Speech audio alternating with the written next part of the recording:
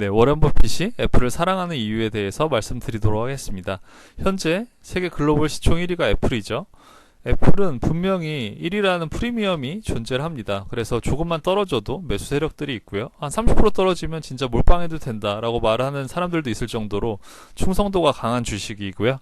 그리고 현재 차트는 거의 상장일에 최고점을 갱신하면서 올라가고 있기 때문에 상방도 뚫려 있거든요. 그래서 애플이 3,700조인데도 불구하고 그나마 좀 쉽게 올라갈 수 있는 이유는 상방이 뚫려 있다. 그런 이유가 있습니다. 그리고 두 번째, 별 이슈가 없으면 그냥 이 주식은 올라갑니다. 이건 그냥 경험담 같은 건데요. 뭐 시장에 그 악재나 호재나 이런 것들이 있잖아요. 근데 뭐 별일 없으면 강보합으로 끝나는 경우가 대부분입니다. 그리고 세 번째가 참 중요한데, 남들이 떨어질 때 덜 떨어진다는 것이 중요하거든요. 워렌 버핏이 자기 그 회사 지분의 한 40% 정도 애플을 가지고 있기 때문에, 또 이런 사람들은 또 함부로 못 팔잖아요. 그렇기 때문에 시장 지수나 아니면 그냥 잡주가 뭐 4, 5%씩 빠질 때 애플은 1, 2% 정도만 빠집니다. 저번에도 말씀드렸지만 100이라는 숫자에서 3%가 올랐다가 그대로 3%가 떨어지면 100이 채 안 되거든요. 그리고 3%가 먼저 떨어졌다가 3%가 올라도 100이 안 되죠. 약간 뭐 숫자 게임이긴 한데 덜 떨어지는 주식을 사야만 됩니다. 주식은. 그리고 조금이지만 배당을 계속 늘리고 있습니다. 제가 처음 투자할 때는 주당 0.22불이었던 것 같은데요. 지금 0.24불로 아주 조금이지만 배당을 계속 늘리고 있고요. 마지막은 자사주 매입 소각으로 주식 가치를 계속 올리고 있습니다. 3% 정도, 그러니까 100조 정도를 자사주 매입해서 소각시켜 버리기 때문에 그냥 들고만 있어도 3, 4%는 오르는 주식이 애플입니다. 네, 그래서 정규 1등, 세계 1등이 무서운 이유는 뭘까요? 정규 1등과 2등의 차이점이 뭘까요? 정규 2등 같은 경우는 1등 아래에 있다라는 뭔가의 기준이 있지만, 정규 1등은 그 상방이 뚫려 있기 때문에 기준이 없습니다. 서울대도 비슷한데, 연고대 같은 경우는 점수로 따졌을 때 서울대 아래에 있죠. 근데 서울대는 상방이 뚫려 있기 때문에 이 서울대 학생들 안에서도 굉장히 많이 나뉩니다. 예를 하나 들어보자면, 제 중학교 때 동창이 판사가 된 애가 있는데, 그 친구가 원래는 과학고 갔다가 이제 안 맞아서 문과로 전향한 케이스인데, 모의고사를 봤는데 전국 1등을 한번 했다고 합니다. 그리고 이제 아는 친구의 형도 서울대에 갔는데, 그 형은 이제 연대 수시를 썼어요. 연대 수시를 썼는데, 저희 때는 수시를 붙으면 무조건 가야 되거든요.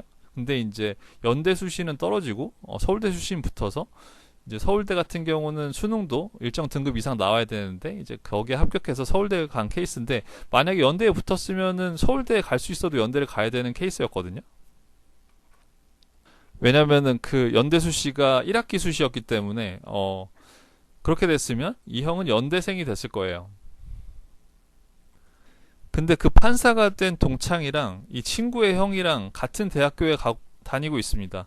그 안에서도 굉장한 차이가 있다고 저는 생각을 하거든요. 네. 애플도 비슷합니다. 상방을 알 수 없고요. 그리고 방어율이 제일 좋습니다. 주식할 때 방어율이 정말 중요한데, 아무리 잘 오르는 주식도 잘 오른다는 건 엄청나게 떨어질 수 있는 가능성도 있기 때문에 주식시장에서는 아주 조금만 떨어지는 것이 굉장히 중요합니다. 그래서 애플이 3% 하락하면 뭐 삼성전자 4, 5% 하락할 수도 있고요. 나스닥은 4, 5% 하락할 수도 있습니다. 같은 빅테크라도 테슬라, 뭐 엔비디아 이런 것들은 6, 7% 하락. 그럼 워렌 버핏은 왜 애플을 40%나 가지고 있을까요? 어떤 사람한테 $10,000를 주고 평생 애플 제품을 못 쓰게 한다면 사람들이 고민한다 그래요. 그런데 $10,000를 주고 뭐 GM이나 포드 자동차를 평생 사면 안 된다 하면 그냥 $10,000 받고 바로 타사의 자동차를 살 거라고 워렌 버핏이 말했습니다. 그만큼 충성도가 좋고, 이제 애플 제품이 소비재이기 때문에 IT로 분리되기보다는 이제 소비재에 해당된다. 워렌 버핏은 워낙 강한 소비재를 좋아하죠. 코카콜라나 뭐 그런 회사를 좋아하는 것처럼요. 그래서 버크셔 해서웨이가 뭐 최근에 소형주 어떤 걸 사들였다 이런 거 전혀 귀 기울 필요가 없는 게, 거의 지분율이 0. 몇 %대입니다. 네. 대부분 뭐 비자, 마스터, 뭐 뱅크 오브 아메리카 그런 큰 주식들 비중이 한 7, 80% 되고요. 버크셔가 최근에 산 종목들 봐봐야 큰 의미가 없는 게 되게 소형주로 0.0%대 지분을 가지고 있기 때문에 다른 주식들은 크게 신경 쓸 필요가 없다는 뜻입니다. 그리고 버크셔는 함부로 주식을 팔지 않습니다. 함부로 주식을 팔지 않으니까 애플의 변동성은 더 안정적으로 갈 수밖에 없겠죠. 네, 그래서 항상 그 시대의 1등주 같은 경우는 나스닥 시장 상승률을 이겨왔기 때문에, 특히 또 하락할 땐 덜 하락하고 상승할 땐 더 상승하고 시장의 수익률을 항상 이겨왔기 때문에 굳이 지수 투자를 하느니 1등주에 투자하는 것이 저는 바람직하다고 생각을 하고요.